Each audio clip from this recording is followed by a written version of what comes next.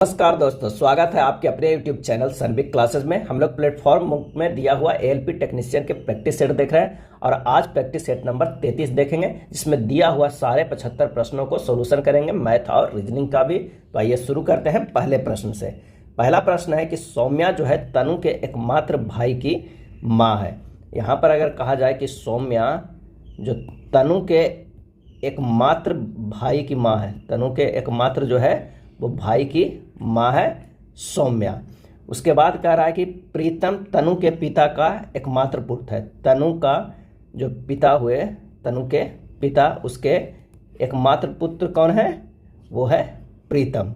और एकमात्र भाई तनु के है, वही तो पुत्र है, तो हो जाएगा ये प्रीतम। सौम्या प्रीतम की क्या लगती है? सौम्या प्रीतम की क्या लगती है? तो इसका आंसर हो जाएगा ऑप्शन, क्या हो जाएगा? बी, माँ। सौम्या जो है वो क्या लगती है किसकी? प्रीतम की। तो ये लगती है माँ। उस विकल्प का चयन करें जो तीसरे शब्द से उसी प्रकार संबंधित है जिस प्रकार दूसरा शब्द पहले शब्द से संबंधित है। वकील, न्यायाधीश, शिक्षक। आंसर हो जाएगा ऑप्शन सी, प्रधानाचार्य। जिस प्रकार वकील का संबंध न्यायाधीश से है, उसी प्रकार शिक्षक का संबंध किससे है? प्रधानाचार्य से है। नेक्स्ट प्रश्न है बोर्ड मास का। आप इसे सोल्व कर दीजिएगा। बस यहाँ पर सबसे पहले इसकी क्रिया होगी, तो इसका जो आंसर आएगा वो हो जाएगा सी, 16। अगले प्रश्न पे चलते हैं कि राम, निखिल और अश्विन की वर्तमान आयु का योगफल 111 वर्ष है। 10 वर्ष पहले उनकी आयु का अनुपात 2:3:4 था। निखिल की वर्तमान यानी वर्ष आयु कितनी है?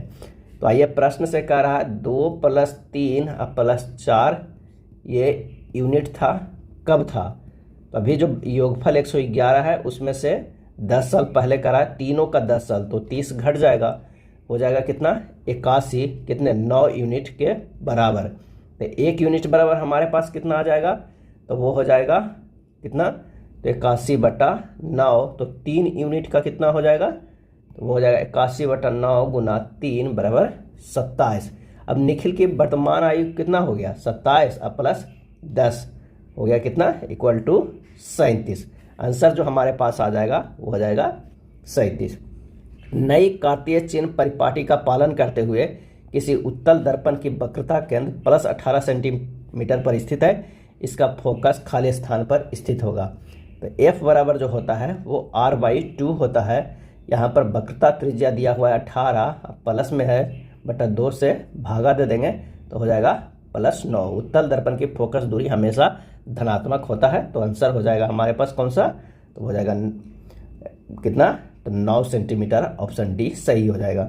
निम्न में से कौन सा कथन गलत है ये बताना है। तो आइए देखते हैं। गतिज ऊर्जा शून्य, धनात्मक या ऋणात्मक हो सकती है, यही गलत है। यदि m द्रव्यमान की कोई वस्तु v वेग से गतिमान है तो इसकी गतिज ऊर्जा जो होगा वो ½ होगा। चूंकि द्रव्यमान m तथा v² हमेशा धनात्मक होते हैं तथा गति ऊर्जा हमेशा धनात्मक होती है। गति ऊर्जा कभी भी ऋणात्मक नहीं हो सकती है। शक्ति, ऊर्जा एवं कार्य सभी अदिश है, बिल्कुल सही।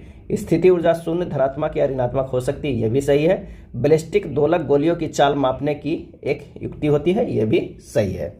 नेक्स्ट है ICC ने वनडे पुरुष क्रिकेटर ऑफ द ईयर 2023 के किसे चुना है? और इसका सही जवाब हो जाएगा ऑप्शन बी, विराट कोहली को। विराट कोहली को ICC ने one day cricketer of the year 2023 से चुना है। यह विराट का चौथी बार क्रिकेटर ऑफ द ईयर का अवार्ड जीते हैं। वे कब कब जीते हैं? तो 2012 में, 2017 में, 2018 में और अब 2023 में। अगला प्रश्न है कि घर से निकलते समय महेश के सामने की ओर पूरब की दिशा थी। अपने स्कूल पहुंचने के लिए वह 2 बार दाएं और 1 बार बाएं मुड़ता, यानी 2 बार दाएं मुड़ेगा। पूरब से निकलते तो 1 बार हो गया दाएं, उसके बाद दोबारा दाएं मुड़ा। अब कह रहा है कि अपने स्कूल पहुंचने के लिए 1 बार बाएं भी मुड़ा है, तो ये बाएं हो जाएगा। तो उसके सामने कौन सी दिशा होगी लास्ट में? तो आंसर हो जाएगा हमारे पास बी, दक्षिण दिशा। नेक्स्ट है दिए गए कथन पर विचार कीजिए और निर्माण कीजिए कि दी गई धारणाओं में से कौन सी कथन में निहित है। यदि आप कंप्यूटर इंजीनियर हैं तो हम आपको अपने वरिष्ठ सलाहकार के रूप में नियुक्त करना चाहते हैं। एक विज्ञापन जो कंपनी XYZ द्वारा दिया गया। धारणाएं 1 में है कंपनी XYZ को कंप्यूटर इंजीनियरों से बेहतर प्रदर्शन की उम्मीद है। दूसरा है कंपनी XYZ को एक वरिष्ठ सलाहकार की आवश्यकता है। और इसका सही आंसर हो जाएगा ऑप्शन सी, केवल धारणा सेकेंड निहित है। स्पष्ट हो रहा है कि कंपनी XYZ को एक बड़ी सलाहकार की आवश्यकता है, इसलिए धारणा 1 निहित नहीं है, धारणा 2 निहित है। नेक्स्ट है, यदि 5 के पावर x प्लस y बराबर 125 और 5 के पावर x माइनस y बराबर 3125 है तो y का मान निम्नलिखित में से कितना होगा, ये सोल्व करना है। आइए सोल्व करते हैं। 5 के पावर x प्लस y बराबर 5 के पावर 3 हो जाएगा, क्योंकि 125 को हम लिख सकते हैं 5 के पावर 3, तो x प्लस y बराबर कितना हो जाएगा, 3 हो जाएगा। इसी तरह 5 के पावर x माइनस y बराबर उसको लिख सकते हैं 5 के पावर 5 3125 होता है, तो x माइनस y बराबर हमारे पास हो जाएगा 5। अब एक इक्वेशन एक ये आ गया है और एक इक्वेशन ये आ गया है। अगर दोनों को जोड़ते हैं तो हमारे पास आएगा 2x बराबर 8, तो x बराबर 4, y बराबर होगा -1। आंसर जो हमारे पास आएगा वो कौन सा आएगा, D, y बराबर -1। एक संख्या में पहले 30% की वृद्धि की जाती है और फिर 40% की कमी की जाती है। शुद्ध प्रतिशत वृद्धि या कमी ज्ञात कीजिए। मान लें कि अगर संख्या 100 है, उसमें से 30% की वृद्धि किया जाए तो कितना हो गया, तो ये हमारे पास जो हो गया वो हो गया 130 हो गया। और 130 में हमें क्या किया गया है, तो 40% की कमी किया गया है, तो इतना 40% निकाल कर उसे घटा दीजिए तो भी आंसर आ जाएगा। एक और विधि है कि डायरेक्ट इसे कर दीजिए 30 माइनस 40 माइनस 30 गुना 40/100, हमारे पास जो आ जाएगा वो 22% आंसर आ जाएगा। तो आंसर होगा 22% की कमी। नेक्स्ट है 10 ओम और 20 ओम के दो प्रतिरोध A और B 6 वोल्ट बैटरी के साथ श्रेणी क्रम में संयोजित है। किस तरह श्रेणी क्रम में संयोजित है, इस तरह। और कितने वोल्ट बैटरी से, 6 वोल्ट बैटरी से संयोजित है। और ये 10 ओम है और ये 20 ओम है। यदि V1 और V2 क्रमशः A और B के सिरों पर विभवांतर है, यहाँ पर V1 है, यहाँ पर V2 है, और I1 और I2 इनसे होकर प्रवाहित होने वाली धाराएं हैं, तो V1/V2 और I1/I2 क्रमशः क्या होगा, हमें ये निकालना है। तो सबसे पहले तो हमें R इक्विवेलेंट निकालेंगे। तो सीरीज में है तो इससे क्या होगा, श्रेणी क्रम में दिया हुआ है, तो ये होगा RA प्लस RB। RA कितना दिया हुआ है, 10 प्लस 20, ये 30 हो जाएगा। विद्युत धारा I निकाल लेते हैं। इससे I कितना जाएगा, तो ये V/R हो जाएगा, यानी 6/20 हो जाएगा, यानी 1/5 हो जाएगा, यानी 0.2 एम्पियर हो जाएगा। अब हमारे पास I आ गया। अब प्रतिरोध A के विभवांतर निकालना है, इसमें V1 निकालना है। तो V1 बराबर होता है I जो करंट जा रहा है और RA जो रेसिस्टेंस, जिस रेसिस्टेंस से जा रहा है, ये हो जाएगा। तो 0.2 जा रहा है और रेसिस्टेंस कितना है, 10 है, यानी 2 वोल्ट हो जाएगा। उसी तरह B में V2 निकल जाएगा, कितना I जा रहा था, कितना 0.2 और कितना, तो ये 20 ओम रेसिस्टेंस में ये हो जाएगा 4 वोल्ट। अब हमारे पास आ गया V1 V2 I आ गया है। अब विभव अनुपात यानी V1/V2 बराबर क्या हो जाएगा, V1 2 था, V2 4 था, तो हो जाएगा 1/2। विद्युत धाराओं का अनुपात क्या होगा, I1/I2 क्या होगा, तो दोनों में जो है करंट सेम जाएगा, 0.2/0.2, क्योंकि ये सीरीज में है, श्रेणी क्रम में है, तो आंसर हो जाएगा 1। इसका सही आंसर हो जाएगा ऑप्शन बी। नेक्स्ट है, एक आदमी एक रस्सी पर नीचे फिसलता है, उसका विच्छेदी भार आदमी के वजन का 3/4 है, तो आदमी का न्यूनतम त्वरण है। एक आदमी एक रस्सी से फिसलता है जिसकी विच्छेदी भार आदमी के वजन का 3/4 है, तो आदमी का न्यूनतम त्वरण क्या होगा, तो W बराबर M into G minus A कर दीजिए। W 3/4 mg बराबर M into G minus A हो जाएगा। तो आदमी का न्यूनतम त्वरण A बराबर क्या हो जाएगा, G माइनस 3/4G, यानी A बराबर आएगा G/4। आंसर जो हमारे पास आएगा A। आदमी के रस्सी पर ऊपर गति करने पर उसे अधिक भारीपन का अनुभव होता है और आदमी के रस्सी पर नीचे गति करने में उसे हल्कापन का अनुभव होता है। भार को मापने के लिए कमानीदार तुला का प्रयोग किया जाता है। नेक्स्ट है, हाल ही में सुलभ इंटरनेशनल के संस्थापक खाली स्थान को पद्म विभूषण यानी मरणोपरांत पुरस्कार से सम्मानित किया गया है। आंसर हो जाएगा ऑप्शन बी, बिंदेश्वरी पाठक को। पद्म विभूषण 2024 में सम्मानित व्यक्ति जो है बैजंती माला, कानी दिलीप चिरंजीवी, एम वेंकैया नायडू, बिंदेश्वर पाठक और पद्मा सुब्रमण्यम। नेक्स्ट है, उस विकल्प का चयन करें जिसका तीसरे पद के साथ वही संबंध है जो दूसरे पद के पहले पद से है। तो आइए यहाँ पर देखते हैं, डी से ई गया है वो क्या है +1 है, एफ से डी गया है -2 है, इसी तरह जे से एम गया है +3 है, और क्या है तो एन से -4 गया है तो वो जे है।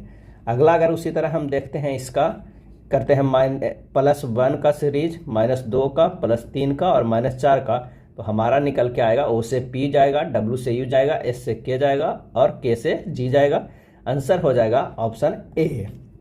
नीचे दिए गए अनुसार दर्शाए गए एक पासे की सतहों में 6 अक्षर A B C D E F अंकित है।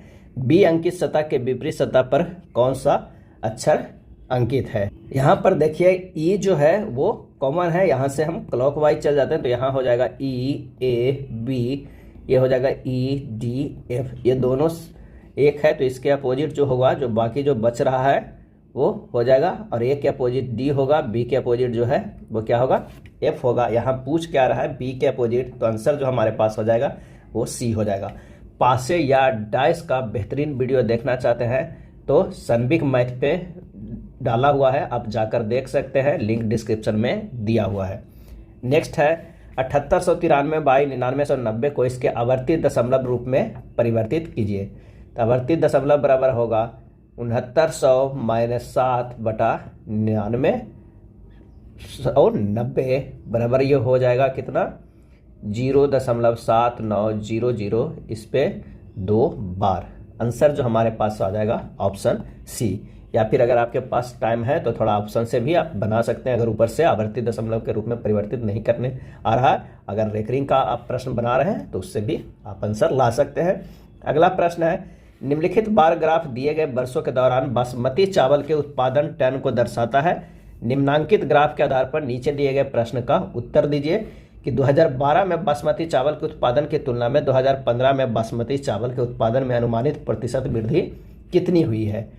तो यहाँ पर तो 45 हुआ है और इस 2012 में 32, इसमें निकालना कितना 2032 से गुना 100 कर देंगे तो हमारे पास आ जाएगा 40.6%। आंसर हो जाएगा ऑप्शन डी। अगला प्रश्न है कि यदि किसी एसी जनरेटर के आर्मेचर को तेजी से घुमाया जाता है तो खाली स्थान होता है। आंसर हो जाएगा ऑप्शन बी, प्रेरित विभवांतर बढ़ेगा। यदि किसी एसी जनरेटर के आर्मेचर को तेजी से घुमाया जाता है तो प्रेरित विभवांतर बढ़ेगा। एसी जनरेटर एक मशीन है जो यांत्रिक ऊर्जा को विद्युत ऊर्जा में बदलता है और यह फैराडे के विद्युत चुंबकीय प्रेरण के नियम पर कार्य करता है। अगला प्रश्न है कि जब एक प्रकाश किरण एक 12 सेंटीमीटर वक्रता त्रिज्या वाले उत्तल दर्पण ध्रुव P पर इसके मुख्य अक्ष के समानांतर आपतित होती है, परावर्तन के बाद यह दर्पण के मुख्य अक्ष पर स्थित बिंदु Q से आती हुई प्रतीत होती है। नई कार्तीय चिन्ह परिपाटी का पालन करते हुए PQ बराबर क्या होगा। यहाँ पर हमारे पास देख लेते हैं एक उत्तल दर्पण और ये हो जाएगा P हो जाएगा, यहाँ पर हो जाएगा C, यहाँ पर हो जाएगा Q, यहाँ पर हो जाएगा C। अब कह रहा है कि एक इधर से जो हो रहा है कि समानांतर आपतित हो रही है एक प्रकाश और ये यहाँ पर परिवर्तन हो जा रहा है, यहाँ पर जो है ये परिवर्तन हो जा रहा है। अब ये ऐसा महसूस हो रहा है कि कहाँ से आ रहा है Q से आ रहा है, तो वक्रता त्रिज्या C बराबर हो जाएगा जो दिया हुआ है 12 सेंटीमीटर, तो PQ बराबर कितना हो जाएगा 12/2 यानी 6 सेंटीमीटर। आंसर जो हमारे पास हो जाएगा वो हो जाएगा डी। अगला प्रश्न है कि एप्पल को पछाड़कर जनवरी 2024 में दुनिया की सबसे मूल्यवान कंपनी कौन बनी। इसका सही आंसर हो जाएगा ऑप्शन बी, माइक्रोसॉफ्ट। अगला है कूट भाषा का प्रयोग किया गया है, इसका इस तरह लिखा गया है। उसी तरह अगर आपको पता करना है कि रैम देयर और सिम्मा वर्ग क्रमशः किस तरह लिखा जाएगा तो काफ़ी आसान प्रश्न है, इसे को आप सोल्व कर लीजिएगा। आंसर इसका आएगा सी। एक कोड में यदि मिजली को इस तरह लिखा जाता है, पज्जल को इस तरह लिखा जाता है, उसी कोड में बुज वर्ड को कैसे लिखा जाएगा। यहाँ पर देखना है MIZZLY को लिखा गया है किस तरह ZIMYLZ। यहाँ देखिए Z यहाँ किया गया है, I यहाँ है, M यहाँ है, उसी तरह इसमें क्या गया है Z यहाँ, Y यहाँ, L यहाँ। इस तरह के 2 सीरीज बन रहा है। अगर बुज वर्ड को इसी तरह देखेंगे तो हमारे पास आएगा यहाँ पर क्या कि ये 8 शब्दों का बना हुआ है, 8 लेटर का, तो इसमें 4 का कर देते हैं, यहाँ पर Z हो जाएगा।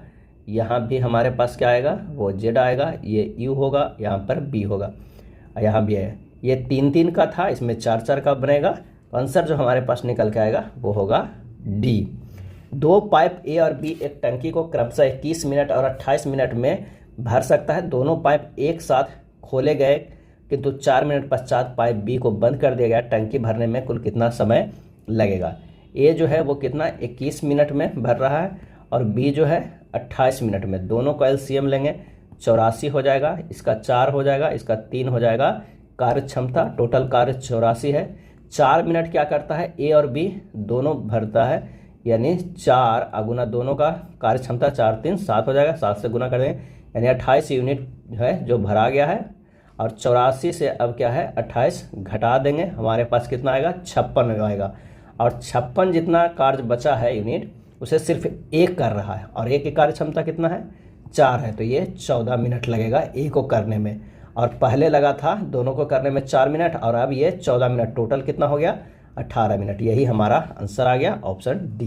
अगला प्रश्न है कि 5/6, 7/8, 11/12 और 13/16 में सबसे छोटी और सबसे बड़ी भिन्न के बीच अंतर ज्ञात करना है।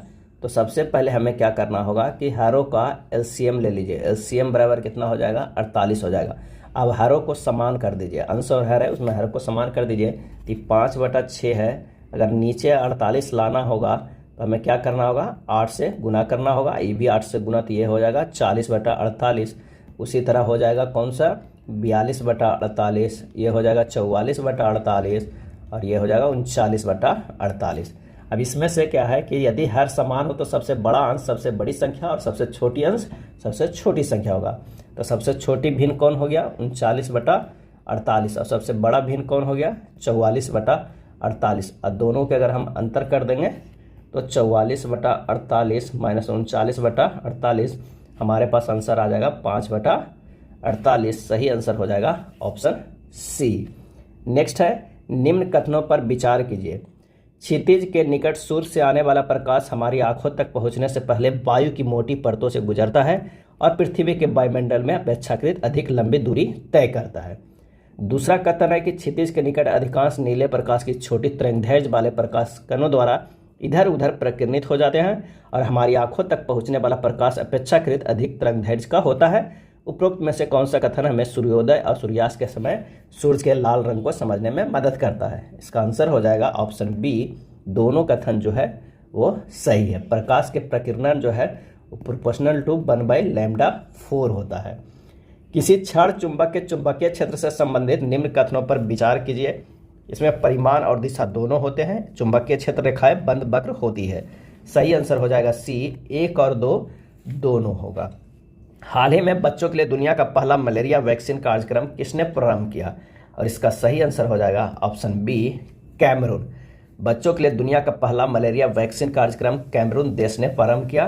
कैमरून देश की राजधानी याओंडे और मुद्रा CFA फ्रैंक है। कैमरून देश अफ्रीका महाद्वीप में है। नेक्स्ट है श्री एक्स कुमारी बाई के दादा का इकलौता बेटा है। श्री एक्स कुमारी बाई जो है उसके जो दादा, कोई दादा है उसके जो है क्या है इकलौता बेटा है।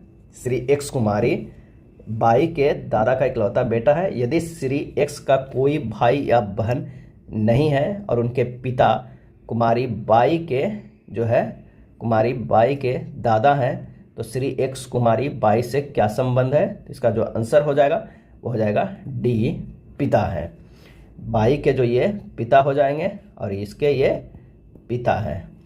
नेक्स्ट है किसी कूट भाषा में टाइगर को इस तरह लिखा जाता है, लायन को इस तरह लिखा जाता है, उस कूट भाषा में फॉक्स को कैसे लिखा जाएगा? यहाँ पर देखिए कि टी में +2 किया गया है तो भी लिखा गया है, आई में भी क्या गया है +2 किया गया है तो के लिखा गया है, जी में भी +2 किया गया है तो आई लिखा गया है। इसी तरह लिखा गया है सब में +2 किया गया है तो फॉक्स में +2 करेंगे तो एफ +2 क्या हो जाएगा एच हो जाएगा, ओ +2 क्यू हो जाएगा और एक्स +2 क्या हो जाएगा जेड। आंसर जो हमारे पास आ जाएगा वो हो जाएगा सी। एक बस 84 किलोमीटर पर घंटे की चाल से चल रही है। यदि इसकी चाल में 12% की कमी कर दी जाए तो बस की नई चाल कितनी हो जाएगी? बस की नई चाल क्या हो जाएगी? तो 84 गुना 88/100 क्योंकि वो 12% कम कर दिया गया तो हो जाएगा 73.92 किलोमीटर पर आवर। आंसर जो हो जाएगा वो हो जाएगा ऑप्शन बी। एक आयताकार पार्क की लंबाई उसकी चौड़ाई से 22 मीटर अधिक है। इसका क्षेत्रफल 1400 मीटर स्क्वायर है, इसकी चौड़ाई कितनी हो जाएगी। माना कि पार्क की चौड़ाई क्या है, x है, लंबाई कितना हो जाएगा, x प्लस 22 हो जाएगा। क्षेत्रफल कितना दिया हुआ है, तो क्षेत्रफल दिया हुआ है 1400। x इंटू एक्स प्लस 22 बराबर क्या हो जाएगा, 1400। जब इसे करिएगा सोल्व तो x square plus 22x minus 1400 equal to 0 quadratic equation में आ गया है। जब इसे सोल्व कीजिएगा तो x का जो मान आएगा वो -50 आएगा और एक आएगा 28। तो माइनस वाला तो होगा नहीं, इसलिए होगा प्लस वाला, तो आयत की चौड़ाई होगा वो 28 मीटर। किसी गतिमान वस्तु का त्वरण ज्ञात किया जा सकता है। आंसर हो जाएगा ऑप्शन सी, वेग समय ग्राफ के ढाल के द्वारा जो है वो किसी गतिमान वस्तु का त्वरण ज्ञात किया जा सकता है। यहाँ पर अगर देखा जाए वेग समय, यहाँ ये इधर वेग है और ये समय है, और अगर हम देखते हैं यहाँ पर ये ग्राफ है, तो अगर ये थीटा मानते हैं तो tan थीटा बराबर हमारे पास आएगा P/B, जहाँ त्वरण का मान देता है। नेक्स्ट है कथन का कि डोब्रनायर ने प्लेटिनम पर उत्प्रेरक के रूप में पहला परीक्षण किया और तत्वों के समान त्रिक की खोज की, जिससे तत्वों की आवर्त सारणी का विकास हुआ। J.W. डोब्रायनर जेना विश्वविद्यालय में रसायन विज्ञान और फार्मेसी के प्रोफेसर थे। इसका सही आंसर हो जाएगा ऑप्शन सी, ये दोनों कथन जो है वो सही है। डोब्रेनर ने त्रिक नियम दिया था कि जिसमें मध्यवर्ती तत्वों का परमाणु भार अन्य तत्वों का औसत होता है। अगर मान लिया कि तत्व Li है, Na है, K है, इसका 7 है, इसका 23 है, इसका 39 परमाणु भार है। अब डोब्रेन के त्रिक से आप देख लीजिए कि 39 प्लस 7 कितना हो जा रहा है, तो ये हो जा रहा है 46/2, ये 23 आ रहा है, यानी ये बीच वाला आ रहा है। नेक्स्ट है जनवरी 2024 में किस दिग्गज कंपनी ने भारत का पहला हेलीकॉप्टर FAL स्थापित करने के लिए टाटा समूह के साथ समझौता किया है, और इसका सही आंसर हो जाएगा ऑप्शन डी, एयरबस। फ्रांस की एयरबस ने टाटा कंपनी के साथ मिलकर भारत में हेलीकॉप्टरों के निर्माण के लिए फाइनल असेंबली लाइन FAL बनाने की घोषणा की है। रुद्र, ध्रुव और प्रचंड भारतीय सेना में लड़ाकू हेलीकॉप्टर है। अगला है दिए गए कथनों और निष्कर्षणों को ध्यानपूर्वक पढ़े और बताएं कि निष्कर्षणों में कौन से तार्किक रूप से कथन का पालन करते हैं। कथन है केरल के लोग बहुत से व्यंजन नारियल के तेल में पकाते हैं। निष्कर्ष, नारियल तेल खाना पकाने में उपयोग होने वाला देश का प्रमुख तेल है। केरल नारियल तेल का एक बड़ा उपभोक्ता है। इसका सही आंसर हो जाएगा ए, केवल। निष्कर्ष 2 पालन करता है। केरल के लोग बहुत से व्यंजन नारियल तेल में पकाते हैं, अर्थात केरल नारियल तेल का एक बड़ा उपभोक्ता है, लेकिन नारियल तेल खाना पकाने के उपयोग होने वाला देश का प्रमुख तेल है, यह स्पष्ट नहीं होता है। आंसर हो जाएगा ए। यदि रोप को इस तरह लिखा जाता है, चेयर को इस तरह, तो क्रेप को कैसे लिखा जाएगा। तो यहाँ पर सीधी सी स्थानीय मान लिखा गया है, उसी के अनुसार कर दीजिए। सी के लिए क्या लिखा गया है, तो सी के लिए लिखा गया है 7, और आर के लिए 6, ए के लिए 4, पी के लिए 2, ई के लिए 1 लिखा गया। आंसर हमारे पास हो जाएगा डी। कौन सी संख्या उन AC को निरूपित करती है जो कूलर है लेकिन पंखे नहीं है। इसका जो आंसर हो जाएगा वो हो जाएगा ये 9, आंसर ए हो जाएगा।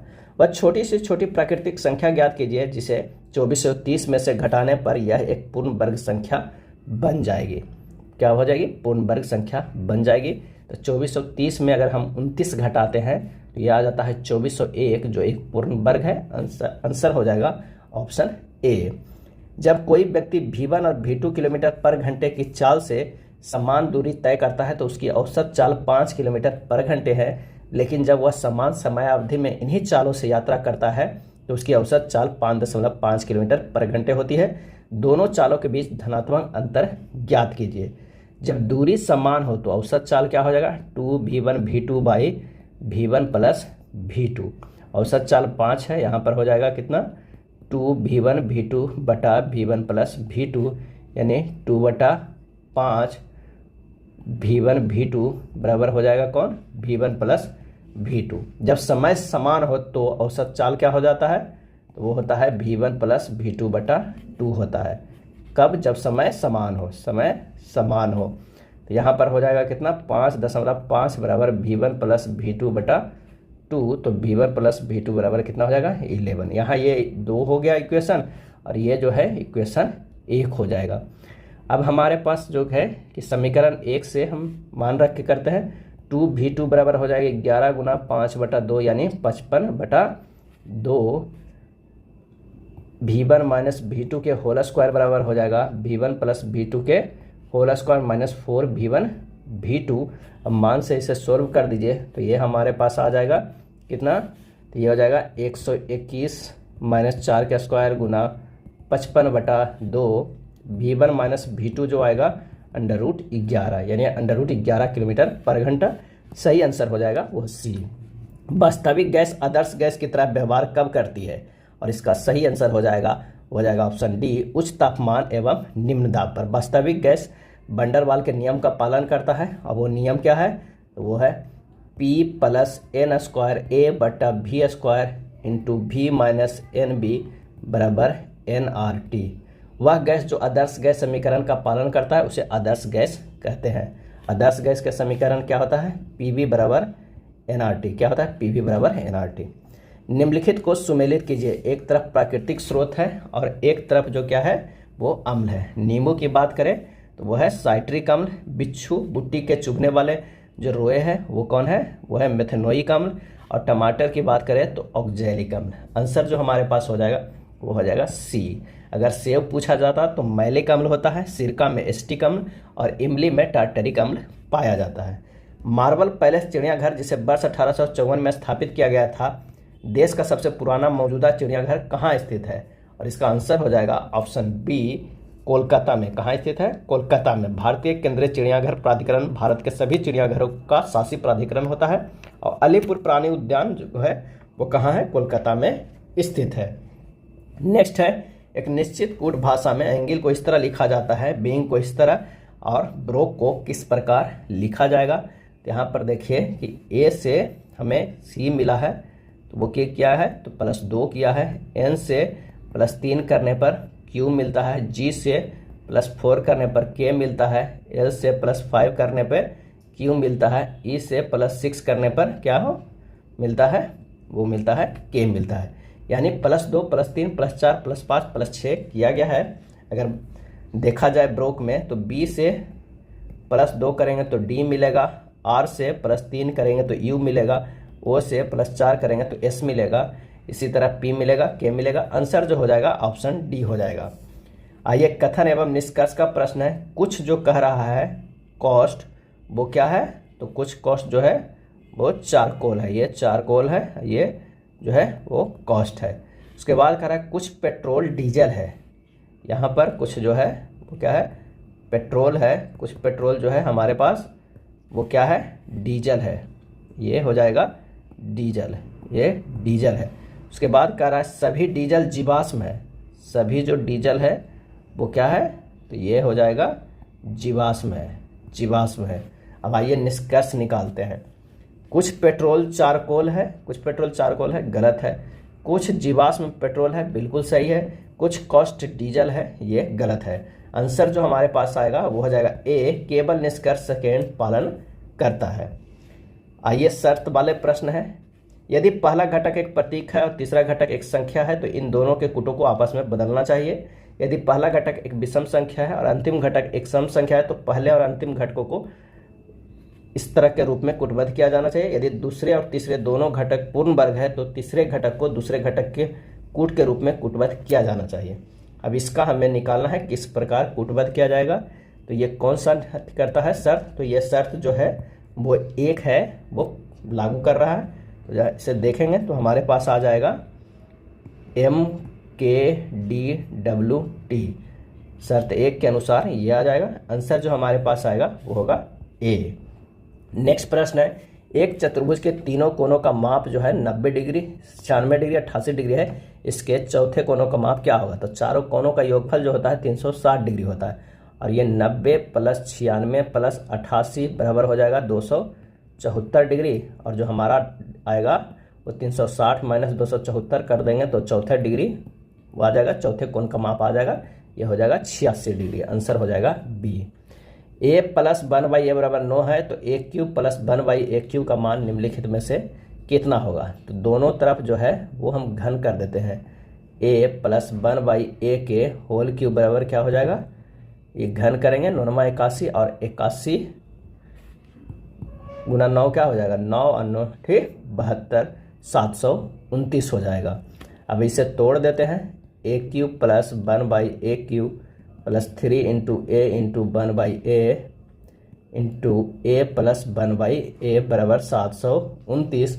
सोल्व करेंगे तो ए क्यूब प्लस 1/a³ बराबर आ जाएगा कितना, 729 माइनस 3 गुना 9, आंसर हो जाएगा 702। सही आंसर हो जाएगा option A. ZnO plus C Zn plus CO बनता है तो दी गई अभिक्रिया में कौन सा कथन जो है वो गलत है। आंसर हो जाएगा सी, ZnO का Zn में ऑक्सीकरण होता है। ZnO को Zn में ऑक्सीकरण होता है। ZnO ऑक्सीकारक रूप में कार्य करता है, C अपचायक रूप में कार्य करता है, C और CO का CO में ऑक्सीकरण होता है। आयनिक त्रिज्याओं के लिए निम्नलिखित में कौन सा सही क्रम है। आंसर हो जाएगा वो हो जाएगा डी। धनायन इलेक्ट्रॉन त्याग देते हैं और इसलिए वे मूल परमाणु से आकार में छोटे होते हैं, जबकि ऋणायन इलेक्ट्रॉन ग्रहण करके मूल परमाणु से आकार में बड़े होते हैं।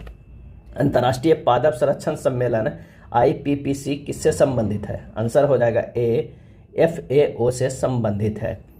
नेक्स्ट है नोट कि संक्रियाएं की संख्या उनके संगठन अंकों में विभक्त किए बिना संपूर्ण संख्याओं पे की जानी चाहिए। तो आइए देखते हैं कैसे ये सीरीज है। तो ये है 8 + 40/8 करेंगे तो हमारे पास 13 आ जा रहा है। यानी क्या कर जा रहा है कि इससे जोड़ रहा है और इसमें से भागा देके जोड़ा गया है तो 13 आ रहा है। ठीक उसी तरह 16 + 80/16 करेंगे तो ये 21 आ रहा है। ऑप्शन में कौन सा सही हो जाएगा। तो ऑप्शन में देखिए कि अगर हम 14 + 70/14 करेंगे तो ये 19 आ जा रहा है। आंसर हो जाएगा डी। प्लस का अर्थ माइनस, माइनस का अर्थ प्लस, गुना का अर्थ भागा और भागा का अर्थ गुना है। तो निम्न समीकरण में प्रश्न चिन्ह के स्थान पे कौन सा मान आएगा। तो इसका जो मान आएगा प्रश्नानुसार अगर इसे परिवर्तित करेंगे तो 30 + 7 गुना 2 माइनस 15, 2 माइनस क्या हो जाएगा 15 भागा 3। आंसर जो हमारे पास आएगा वो होगा 39। आंसर सी हो जाएगा।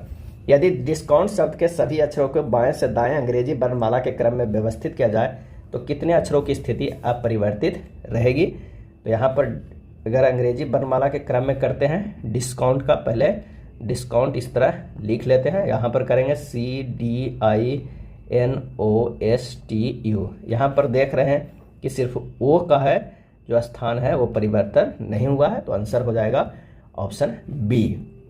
एक वस्तु का अंकित मूल्य 7200 रुपया है।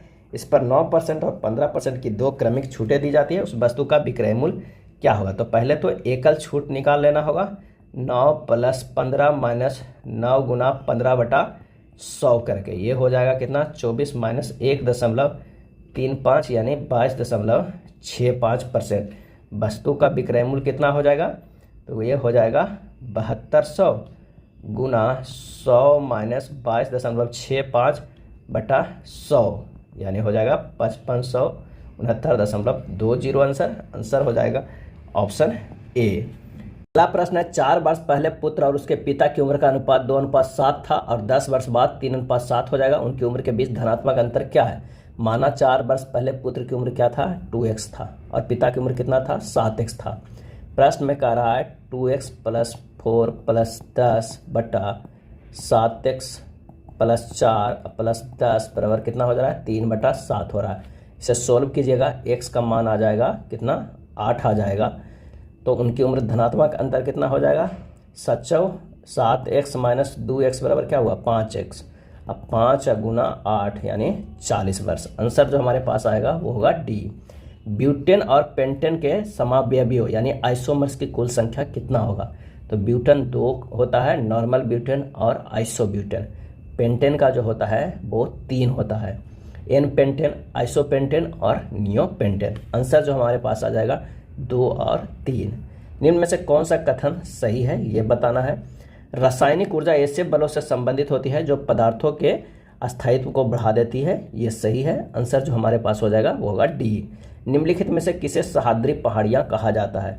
सही जवाब हो जाएगा ऑप्शन सी, पश्चिमी घाट को सह्याद्री पहाड़ियाँ भी कहा जाता है। भारत के दक्षिणी पश्चिमी हिस्से में पहाड़ी जंगलों का कवर रहता है। पश्चिमी घाट के पर्वतीय श्रृंखला उत्तर से दक्षिण तक 1600 किलोमीटर लंबी है। यह घाटी जैव विविधता के विख्यात है।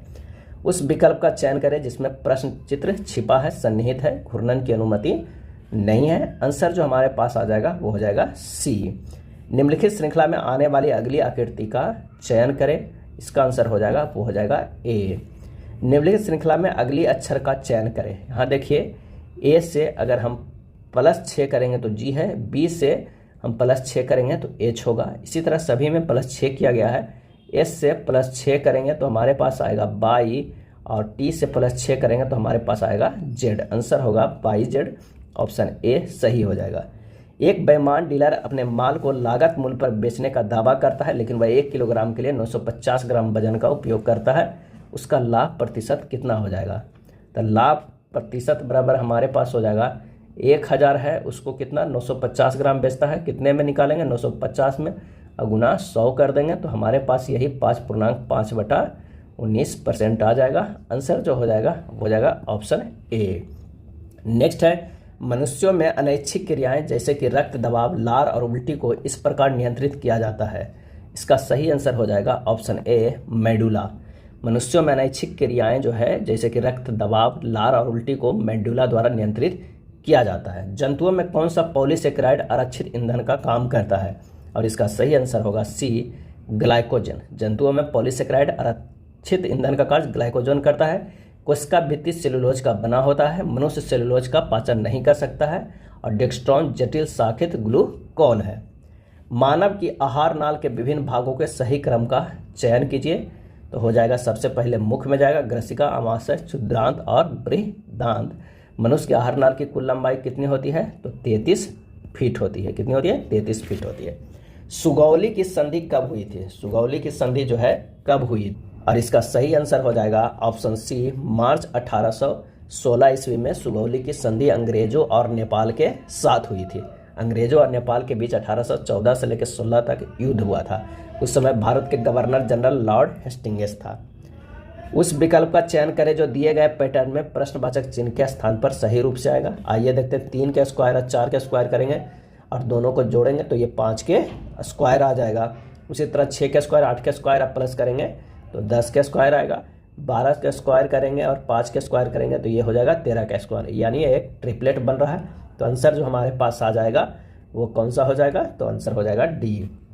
7 मित्र है OPQRSTU एक स्टेडियम में बैठकर क्रिकेट मैच देख रहे हैं। पी पंक्ति के किसी अंतिम छोर पर बैठा हुआ है। पी जो है किसी पंक्ति के अंतिम छोर पर बैठा हुआ है। टी जो है क्यू और यू के बीच में बैठा हुआ है। टी हमारे पास जो बैठा हुआ है वो क्यू और यू के बीच में बैठा हुआ है। उसके बाद कह रहा है कि आर एस के तुरंत दाएं और क्यू के तुरंत बाएं बैठा हुआ है। आर जो है वो एस के तुरंत दाएं और जो है क्यू के तुरंत बाएं बैठा हुआ है। यू जो है पी के बाएं दूसरा बैठा हुआ है। यू जो है पी के कहाँ पर? तो यहाँ पर एक और आदमी बैठा हुआ है, वो हो जाएगा ओ। तो कौन टी के बाएं दूसरा बैठा हुआ है? तो आंसर हो जाएगा ऑप्शन सी आर हो जाएगा। दिए गए विकल्पों में से असंगत संख्या का चयन करें। तो आंसर हो जाएगा कौन सा? तो वो हो जाएगा सी 24। अन्य सभी संख्या 13 से पूर्णतः विभक्त है, 24 13 से विभक्त नहीं है। अरबाज और अमन एक इमारत को क्रमशः 16 दिन और 12 दिनों में पेंट कर सकते हैं। यदि अरबाज काम शुरू करता है और वे वैकल्पिक दिनों में काम करते हैं तो इमारत की पेंटिंग कितने दिनों में पूरी होगी? अरबाज है 16 दिन में और अमन 12 दिन में। दोनों को अगर एलसीएम लेते हैं तो 48 कार्य दिवस हो जाता है। इसकी क्षमता 3 है, इसकी क्षमता 4 है। अब वैकल्पिक तरीके से 2 दिनों में काम होगा कितना? 7 यूनिट होगा। 4 + 3 7 यूनिट हो जाएगा। तो 42 यूनिट कार्य समाप्त होने में कितना समय लगेगा? तो हमारे पास जो है वो 42/7 और गुना 2 कर देंगे, यानी 12 दिन हमारा समय लग जाए। अब फिर अरबाज 3 यूनिट का कार्य करेगा 1 दिन में। 3 यूनिट का कार्य करेगा 1 दिन में और शेष 3 यूनिट अमन करेगा 3/4 दिन में। तो हमारे पास कुल समय हो जाएगा 12 + 1 अब प्लस जो हमारे पास आ जाएगा कितना? 3/4। आंसर जो हो जाएगा 13.3/4 3। आंसर हो जाएगा ऑप्शन ए। निम्नलिखित में कौन सी विधि एक शल्य चिकित्सा पद्धति है जिसका उपयोग पुरुषों से शुक्राणु के स्थानांतरण को रोकने के लिए किया जाता है? सही आंसर हो जाएगा ऑप्शन डी, शुक्र वाहिका को अवरुद्ध किया जाता है। शुक्र वाहिका को इसको बोलते हैं वैस्केक्टोमी। नेक्स्ट है, जंतुओं में श्वसन सतह की कुछ विशेषताओं का उल्लेख नीचे किया गया है, गलत विकल्प का चयन कीजिए। आंसर हो जाएगा यह बहुत मोटी होती है, ये गलत विकल्प है, बाकी जो है ये सब सही है। मानवों में आहार नाल का इनमें से कौन सा भाग अपशिष्ट पदार्थ का उत्सर्जन करता है? सही आंसर हो जाएगा डी, मल द्वार। निम्नलिखित में कौन सा संगठन मानव और जीव मंडल कार्यक्रम का नेतृत्व करता है? सही जवाब हो जाएगा ऑप्शन ए, यूनेस्को। और इसकी स्थापना जो हुई है वो 16 नवंबर 1945 ईस्वी को। इसका मुख्यालय कहाँ है? तो वो है पेरिस में। कब हुआ? 1945 में। मुख्यालय पेरिस, फ्रांस में है। यह था एएलपी टेक्नीशियन के प्लेटफॉर्म बुक में दिया हुआ प्रैक्टिस सेट। वीडियो अच्छा लगा तो लाइक एंड शेयर कर दीजिएगा। धन्यवाद।